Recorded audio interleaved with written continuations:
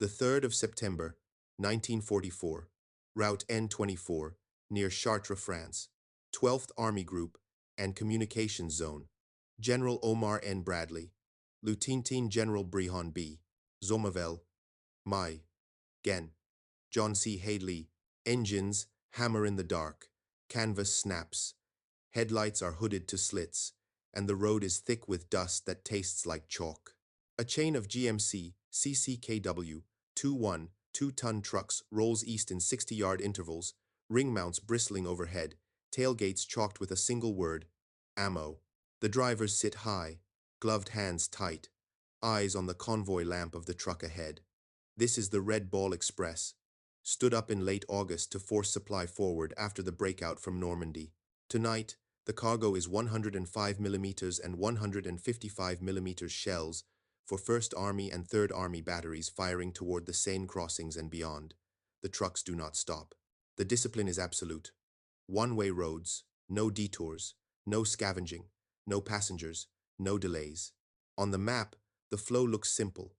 Liberty ships into Cherbourg and Granville, depots at Saint-Lô, Le Mans, and Chartres, truckheads pushing forward to Paris and the Marne. On the ground, it is friction and noise and heat. Yet even here, there is a plan inside the chaos. Each load has a preference rating and a destination code. Each convoy has a call time and a handoff window at a forward regulating station. The dispatch boards in a tent at Chartres match rolling stock to priorities every hour. The clerks do not guess what to send. They already know.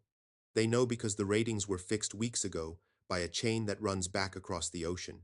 At the ports, cargo handlers break out crates stenciled by plants that have never seen France.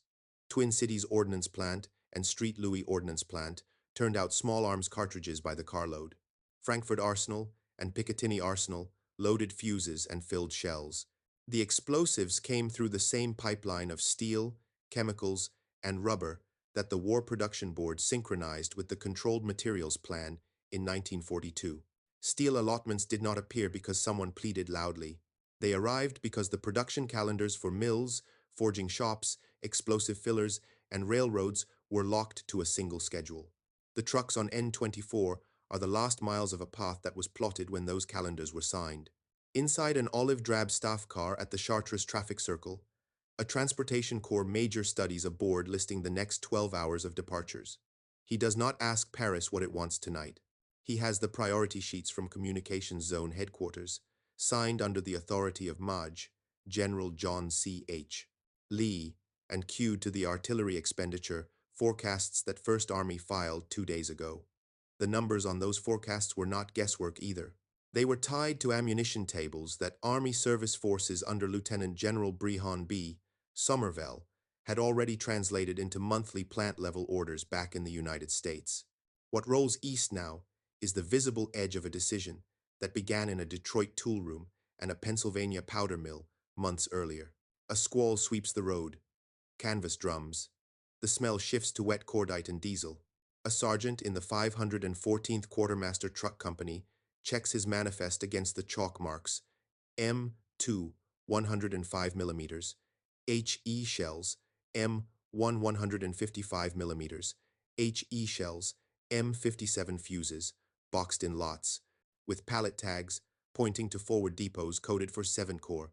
He does not know that the brass bands on those shells were cut on synchronized lathes, booked through a national copper plan, or that the powder bags were filled on a nitration schedule that never crossed a bottleneck because the Controlled Materials Plan rationed acids and cotton linters weeks ahead of time. He only knows that his orders are to keep the interval and make the handoff at the regulating station on time. German staff officers will call this period a crisis of fuel and bridges. They will talk about blown railheads and the destruction of rolling stock. All of that is true. But there is another truth running parallel on this night road. American formations in the European theater of operations do not pause because the next 30 rounds per tube fail to appear. They do not pause because a casting shortfall in Ohio, or a nitration outage in New Jersey, or a copper squeeze in Montana knocked an entire class of ammunition off the calendar. Those shocks were absorbed months earlier by a system that treated steel, copper, rubber, explosives, rail cars, ships, and labor as one problem with one schedule. A driver leans into the wheel as the convoy crests a rise. Far ahead, the horizon flashes. The guns are working. He does not know the names on the memos that made this run possible. He does not need to. Donald M. Nelson, at the War Production Board, had already signed the preference system into place. James F. Burns, at the Office of War Mobilization, had already forced agency calendars to agree. Army ground forces had already set expenditure rates. Army service forces had already booked railcars and pier slots that fed this highway. Communication zone had already turned that into truck miles and refuel points. The driver only needs to keep the lamp ahead centered and the needle steady. The convoy drops to second gear as military police wave them past a stalled wrecker. A corporal checks his watch. 90 minutes to the handoff. Behind him, another convoy is already rolling out of Chartres with mortar rounds and belted .50 caliber. Behind that, tank transporters loaded with spare power packs head for a different regulating station. None of it is improvisation. This is output coordination, made visible by headlights and dust. Up near Paris, artillery liaison teams have been counting rounds all day, calling back their burn rates. At Le Mans, a depot officer has already updated the forward issue plan to keep the curves smooth. In a plant outside Minneapolis, a night shift will come on and keep the line moving. The trucks push east, the road holds, the system holds.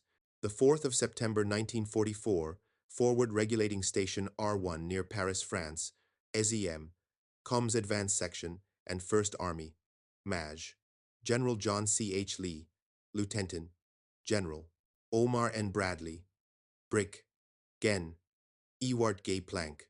Rain pocks the dust into paste. Floodlights throw hard cones across a field of stacked pallets, steel rails, and chalked boards taller than a man. This is a regulating station, the hinge between the rearward flow and the front. Trains grind in, trucks queue by company chalk. Dispatchers step up on a platform and bark times in a clipped cadence. Nothing here is guessed. A blackboard lists classes of supply by hour, and the chalk does not smudge until the convoy chief signs for it. On a table inside the operations tent lie the papers that give the field its rhythm. Priority ratings from the War Production Board.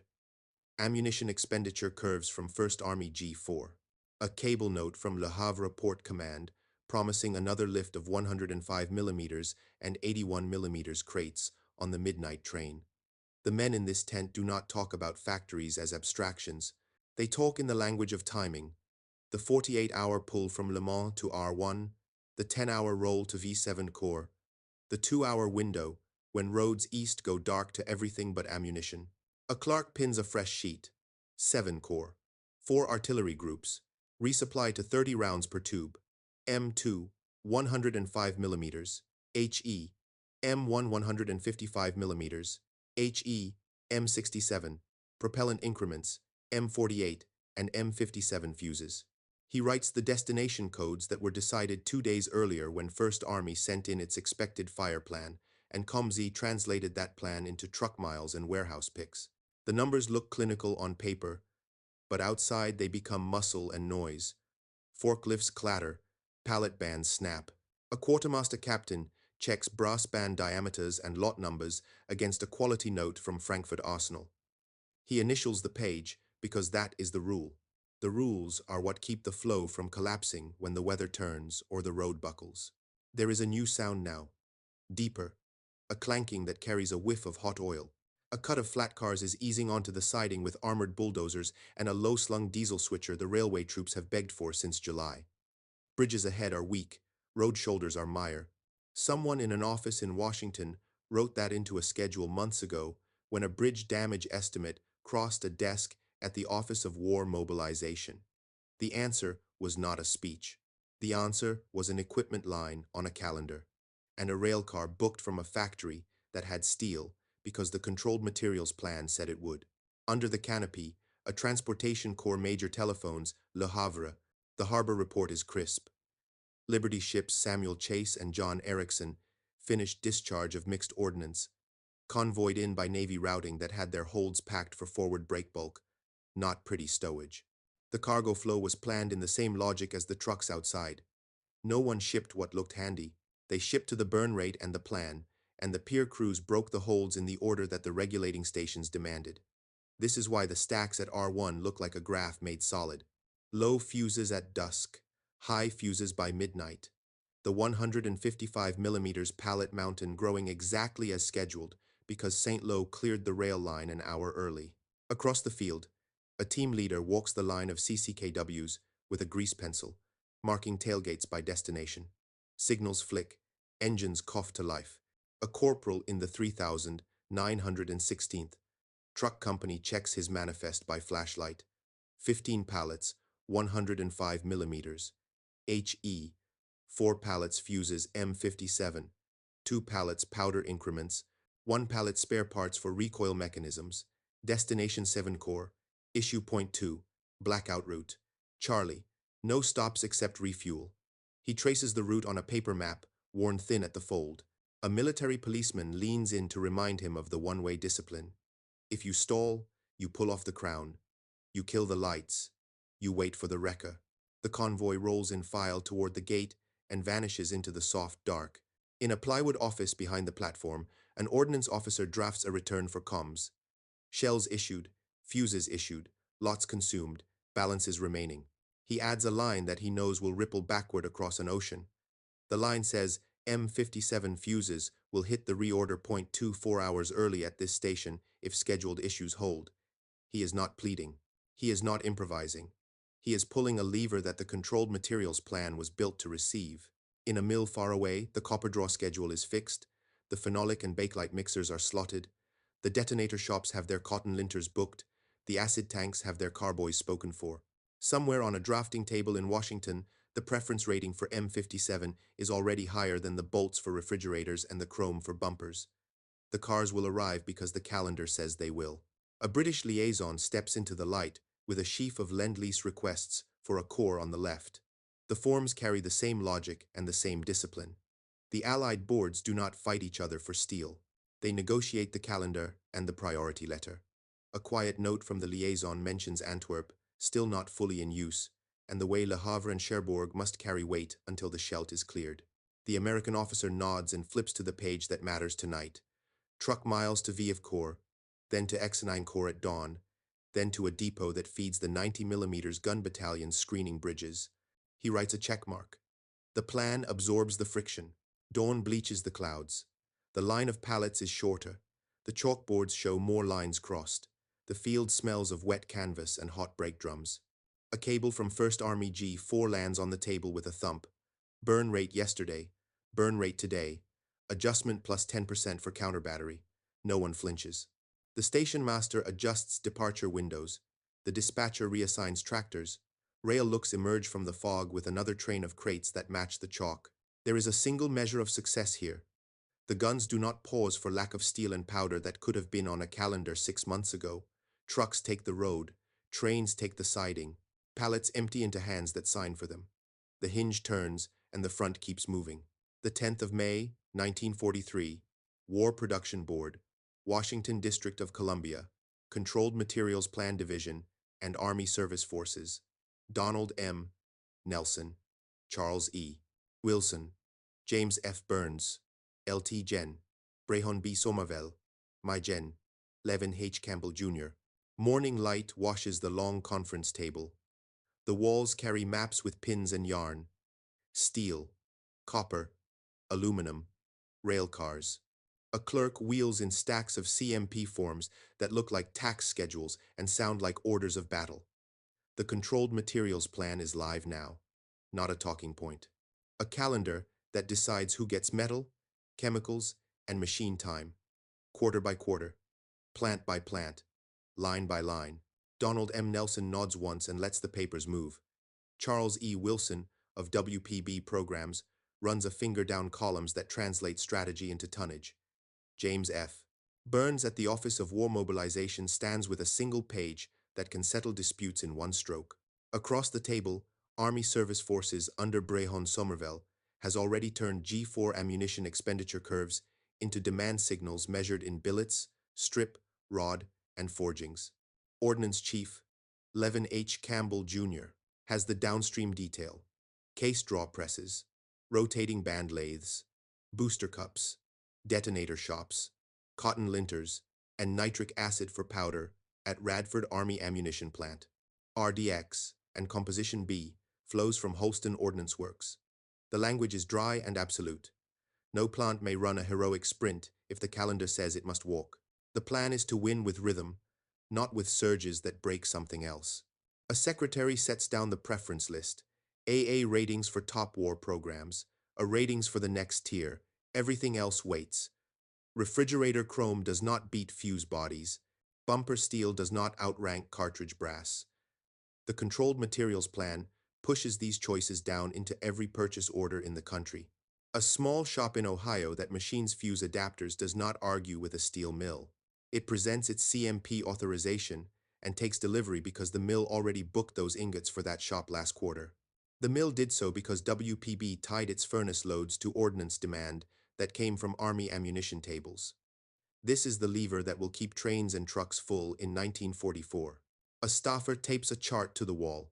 Q3 1943 through Q2 1944. Steel plate and bar for shells by diameter. Copper strip for cartridge cases by width. Aluminum for aircraft forgings is there too, but the ordnance blocks hold the eye. Twin Cities Ordnance Plant and Street Lewis Ordnance Plant are assigned brass strip widths that match their case draws and anneal cycles. Frankford Arsenal is assigned fuse body brass and detonator copper. Picatinny Arsenal is assigned booster parts. Radford gets nitric and sulfuric acid carloads chained to cotton linter deliveries already on rail calendars. None of this is abstract. It will become pallets on a field near Paris, if the calendar does not slip. Somervell gives a short, dry sentence. Ammunition has to meet a curve, not a headline. The curve is the rate at which Army ground forces expect to fire 81 mm, 105 mm, 155 mm, and 90 mm in an offensive that staffers have been wargaming since winter. The numbers look small on paper. They become mountains when they touch ships and rails. Levin Campbell adds the factory view. A 105 mm shell body is not a shell until the heat treat is good. The threads run, the rotating band shrinks on clean, the cavity passes gauge, the filler is poured, the fuse seats to torque, the stencil reads the lot. If any one plant misses its window, the piece is dead inventory. The calendar prevents that death by aligning all plants to one beat. James Burns folds his single page. He keeps it for when agencies collide. They will collide. Navy needs steel for landing craft. Army wants the same heats for artillery. Railroads want locomotive repairs. Maritime wants plate for Liberty hulls. The Office of War Mobilization does not run a court. It runs a clock. When the hands disagree, the clock is set, and everyone moves to the new time. That is how Antwerp will be fed when the Scheldt opens. That is how Le Havre and Cherbourg will carry weight until then. That is how a regulating station called R1 will receive fuses on a rainy dawn in September 1944, and not 48 hours later. A messenger steps in with cable traffic, lend-lease adjustments, British requests for 25-pounder propellant categories and 40 millimeters, Bofor's ammunition shares on common chemicals. The Allied boards do not bargain as rivals.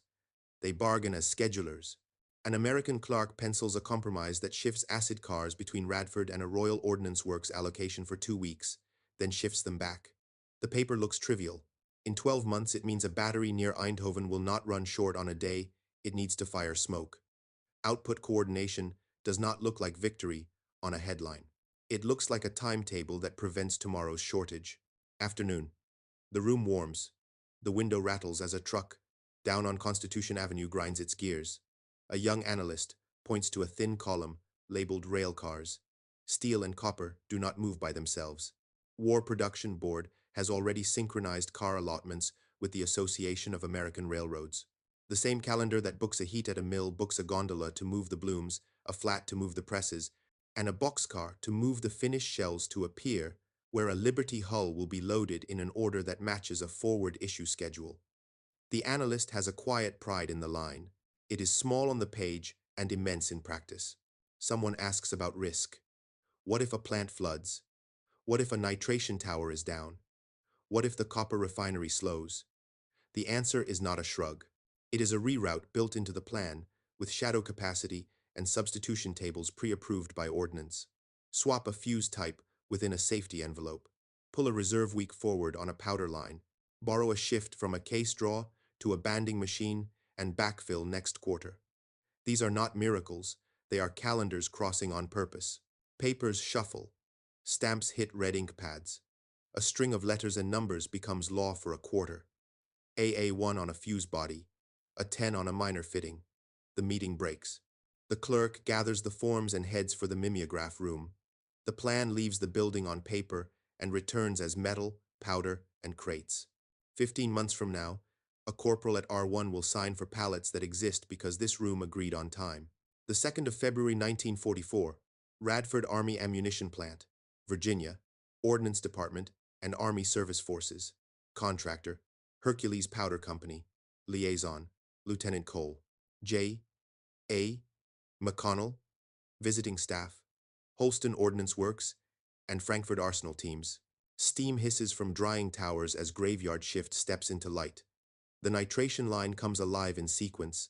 Acid pumps first, then agitators, then the quiet thrum that means cotton linters are taking acid and giving back propellant solids that will become bags for 105 millimeters and 155 millimeters charges. A foreman checks a board with boxes already ticked. Nitric cars spotted on time, sulfuric tanks in range, cooling water flow normal. None of this is improvisation. The controlled materials plan locked these car numbers to this hour 6 weeks ago. If the cars had slipped, the board would be blank. It is not. Down the corridor, sample jars line up under white light. Chemists work to numbers that were agreed in Washington. Stabilizer content, moisture, nitrocellulose, nitrogen percent. A courier takes the pass sheet and moves. Outside, a switch engine noses a cut of flats into the loading bay. The propellant will leave Radford and join powder from Sunflower Ordnance Works, Kansas, to round out a week of charge sets. The beat is steady. 3 shifts, 7 days. Preventive maintenance, scheduled into the calendar, like a formation rest day. The plant does not sprint. It holds tempo. Across the Appalachians, at Holston Ordnance Works, Tennessee Eastman men run the RDX kettles at night, bright white hard hats under lamps. RDX will blend into composition B and pour hot into shell cavities somewhere down the line. The men know the safety distances, the blast walls, the routine of walking slow and speaking low in melt-cast houses. They also know the rail calendar. A chalk mark on a shed door reads like a metronome. H3 cars do 0400. H4 cars do 1600. When the kettles pause for cleaning, a relief batch from an alternate line is already on the board. Shadow capacity is not theory here. It is the next kettle, the next shift, the next rail car. North again to Scranton Ordnance Plant, Pennsylvania. Heavy machine tools bite into steel. 155 millimeters. Shell bodies spin under flood coolant. A machinist watches a gauge, nudges a feed, checks thread pitch for fuse wells. Inspectors stamp a lot number and a tiny mark that tells a filler plant down the line which torque to use when the fuse goes in. The bodies roll to heat treat, then to rotating band stations where hot brass rings are pressed and shrunk to grip rifling. Scrap bins show the discipline, few rejects, because upstream steel billets arrived in the right chemistry on the right day. The controlled materials plan did not simply deliver tons. It delivered heats matched to drawings, so machinists do not chase hardness with broken tools. A cold wind whips powder snow at Twin Cities Ordnance Plant, Minnesota. Inside, case lines run for small arms. Brass strip pays off. Cups draw into tall cases.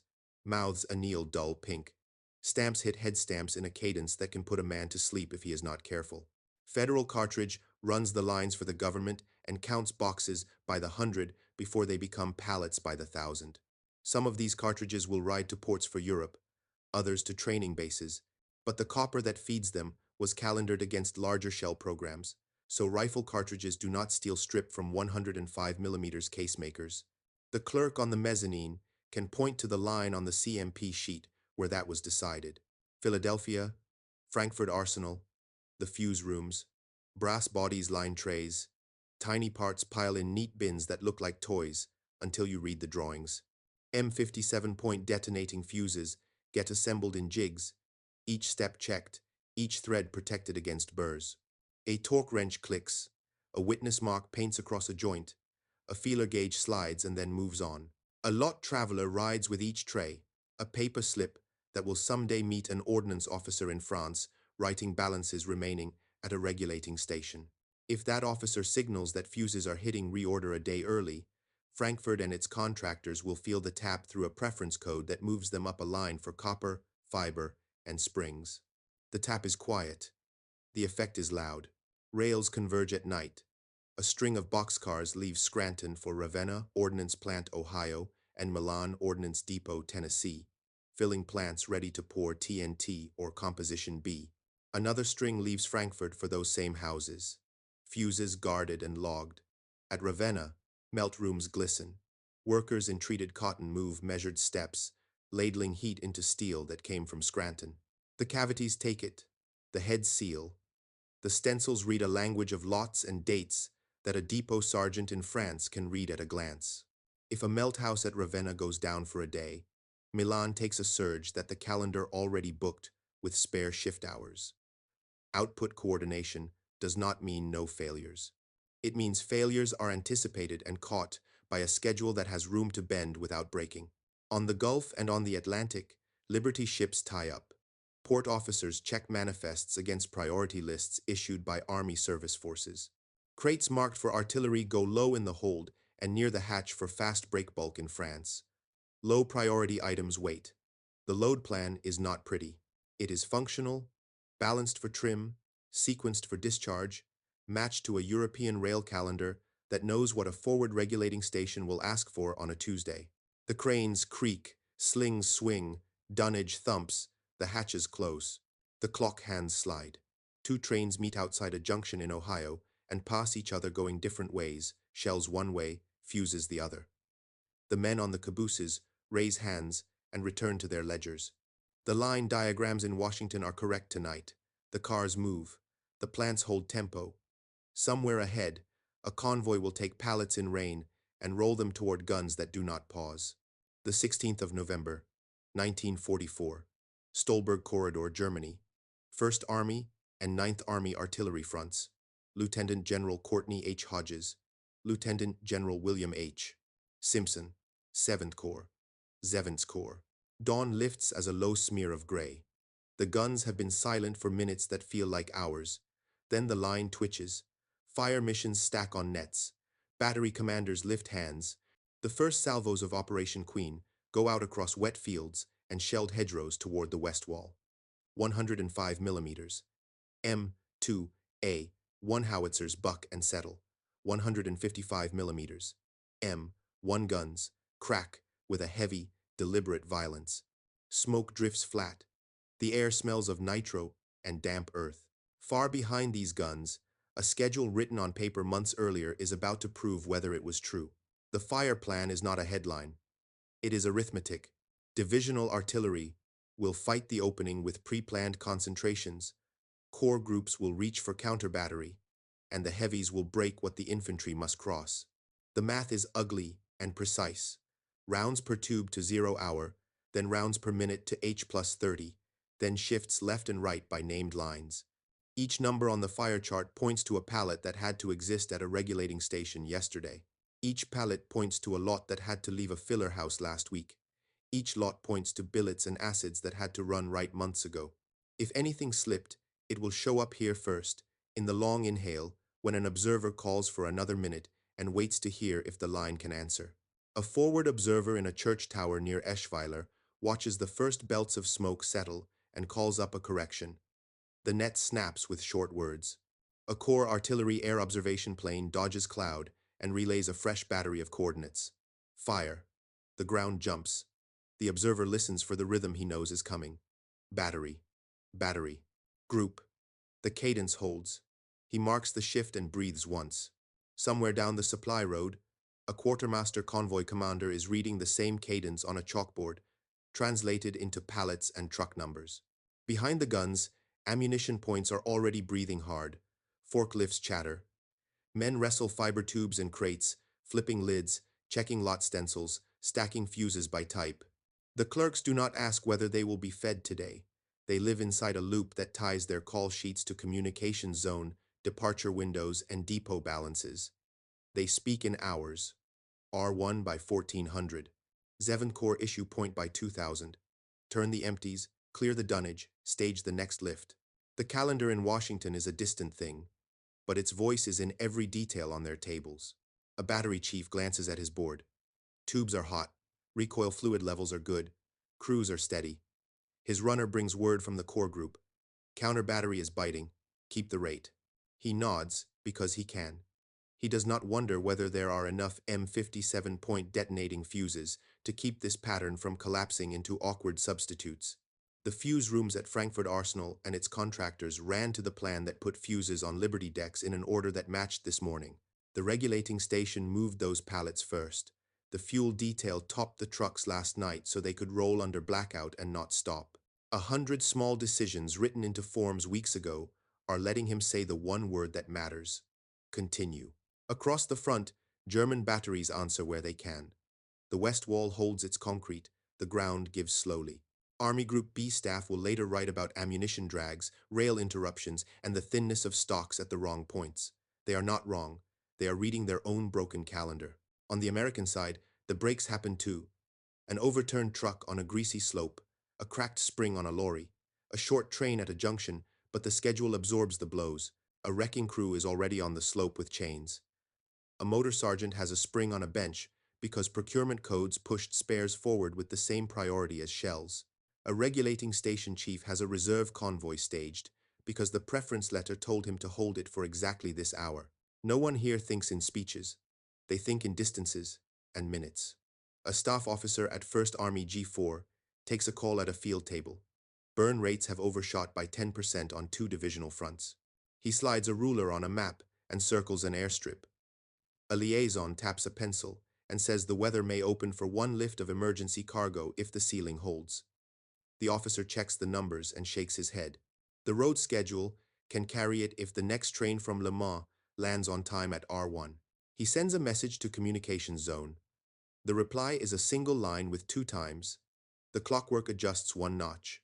The line never sees the gears move. Afternoon comes on as a heavier gray. Infantry pushes. Engineers blow a gap and then another. A 90mm gun battalion lays smoke to screen a road fork. The guns behind them keep their count. A battery commander kneels over a tarp and runs a finger down a penciled column. Tubes near their daily max. But the forward point is about to take a ridge and needs 2 more minutes on the far tree line. He checks his stacks, checks his fuse box, checks his trucks. He nods. Continue. By last light, the first rates taper. The line settles into a new rhythm of harassing fires and quick counter battery. The crews run brushes, wipe breach faces, cover stacks with tarps. The ammunition point writes balances. The corps artillery, commander, phones division, and then corps, and then theater. The words are dry. Guns serviceable, rounds expended. Hours of supply remaining at the front. Trains confirmed at R1. Road discipline good. He hangs up and lets the silence sit a moment. The day worked because the calendar held. In the dark, convoy lamps slide along a hedged lane. Mud slaps fenders. A driver shifts and keeps the interval. He does not know the names on the controlled materials plan forms, or the men who forced agencies to agree to one time. He only knows that his truck was full when it needed to be, that the road has been cleared for him, and that a man at a gun pit is waiting for what is on his tailgate. The lamp ahead stays steady. The convoy moves. The front does not pause.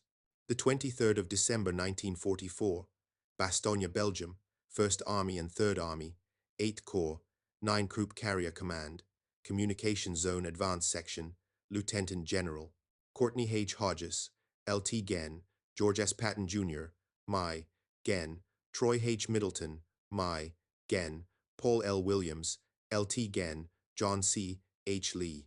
Snow hangs like gauze over the town. The pines are stiff with ice.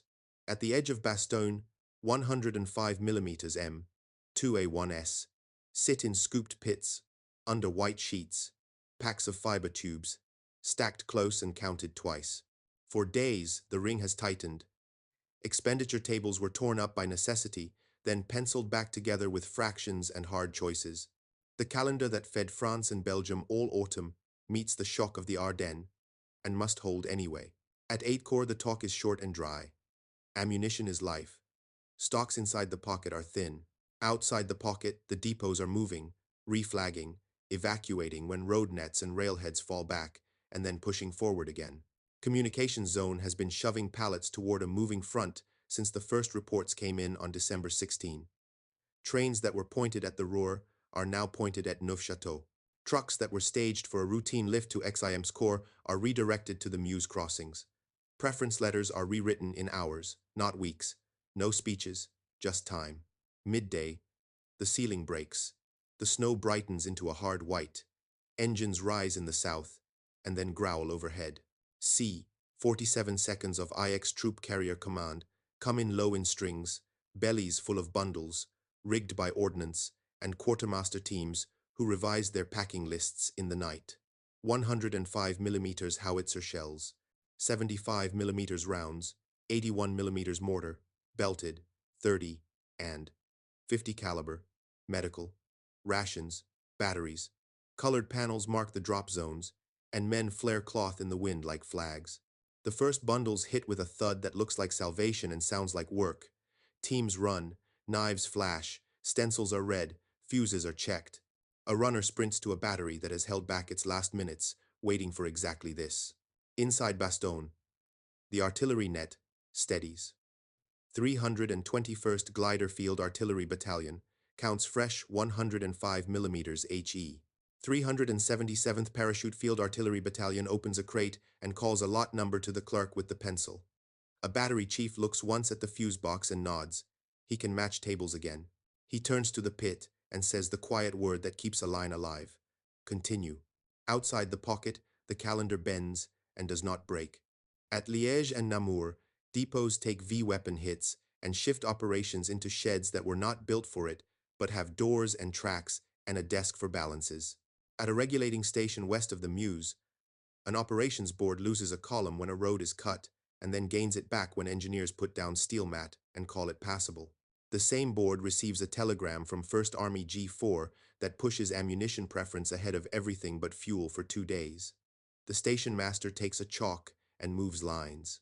Trains that left Le Mans last night carry crates marked for units that now need them somewhere else. The routing slips are rewritten, and the cars are cut and reassembled before the steam fades. A small scene repeats from depot to siding to truck head. A clerk notes that M57-point detonating fuses are burning faster than forecast because tree bursts are buying time on approaches and road junctions. He writes a line that goes out over field wire and into a codebook that War Production Board set in motion in 1943. The line raises the fuse preference 1 notch. In Pennsylvania and New Jersey, line chiefs do not hear the gunfire. They see the preference code and feel the shift in deliveries of copper strip, springs, and fiber. The effect is a day, then an hour, then a pallet on a floor in Belgium. Patton's Third Army turns north on roads that were never meant for this, burning fuel that Comsey has already promised, and then promised again. Ammunition trains for 12 Corps are bled to push balance to 8 Corps. First Army does the same for V Corps and 7 Corps, where the line is ragged and the bridges are fragile. The numbers are ugly, but tractable, because the calendar was built with slack that can be spent. Shadow capacity at a filling plant becomes a third shift that runs clean. A spare wrecking crane that sat idle beside a rail spur in France becomes the reason a train does not sit jackknifed on a curve for a day. A bag of spare recoil seals that rode forward, as routine becomes the reason a 155 mm battery does not go silent after dusk. Night clamps down again. On the Meuse, traffic control points wave through convoys that now carry more ammunition than anyone planned, because the plan was changed with a phone call backed by a lawful letter. In a truck bouncing toward a Corps issue point, a driver cups a hand to a cracked window and watches a white blur of road. He has the new route penciled on a paper map and a fuel chit that got him topped off in a town he did not expect to pass through. His load is a mix. 105 mm He, 81 mm mortar He, a pallet of M48 and M57 fuses, powder increments wrapped like burlap bricks.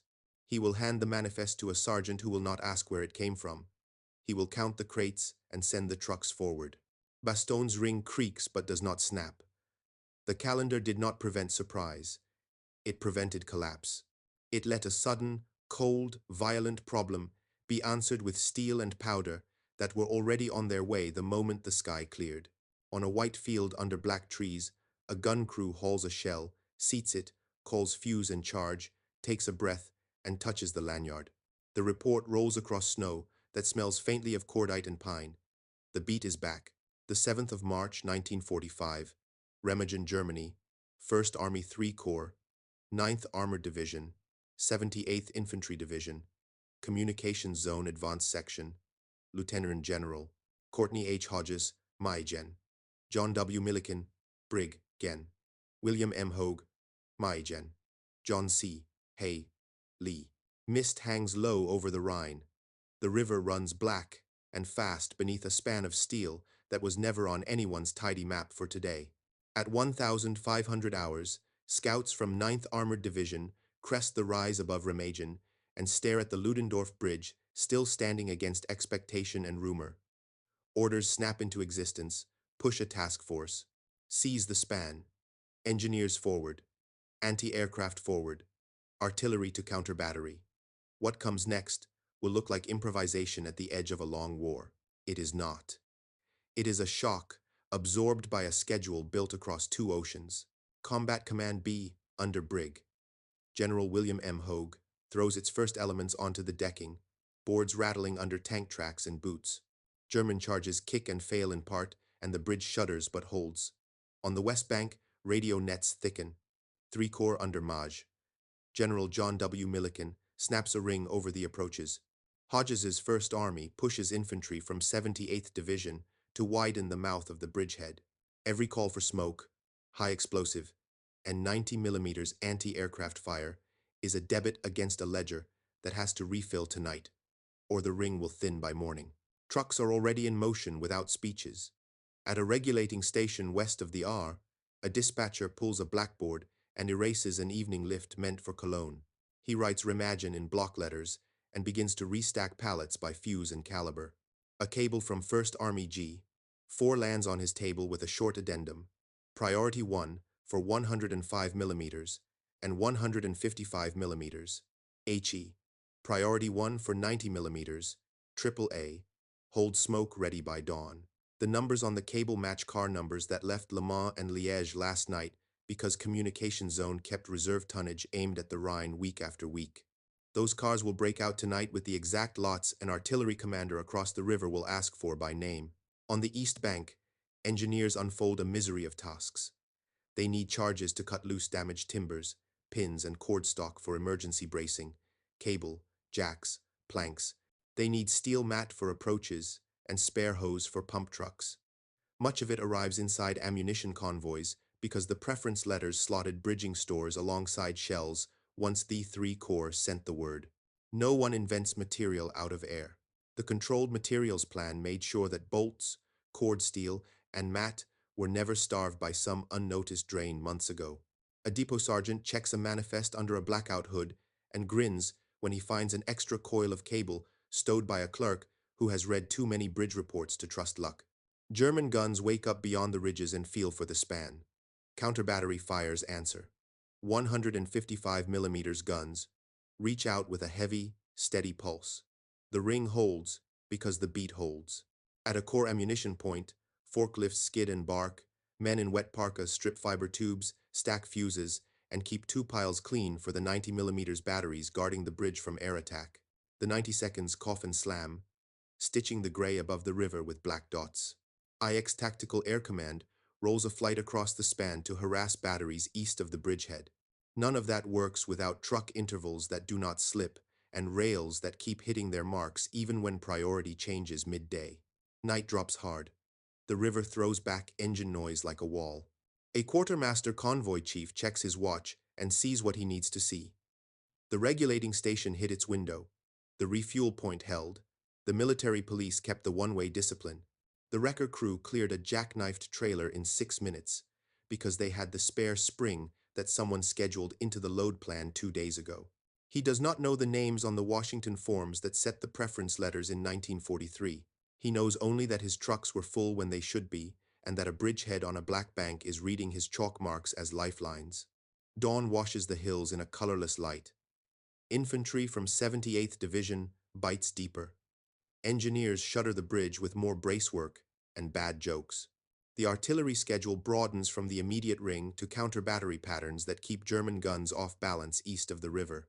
A Corps staff officer draws a fresh line on a paper map, a second crossing site planned for rafts, and later a ponton bridge once the bank's firm.